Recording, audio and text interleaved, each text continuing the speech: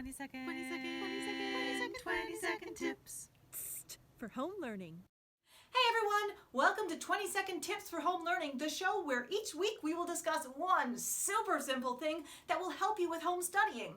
And today's tip is, don't banish yourself to the corner.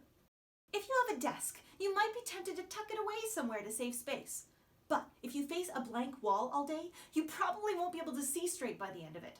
Facing a window is awesome if you can, but if not, pull your desk out from the wall and sit on the other side facing the room. If you have to face the wall, add something to break it up, like posters or photos or something.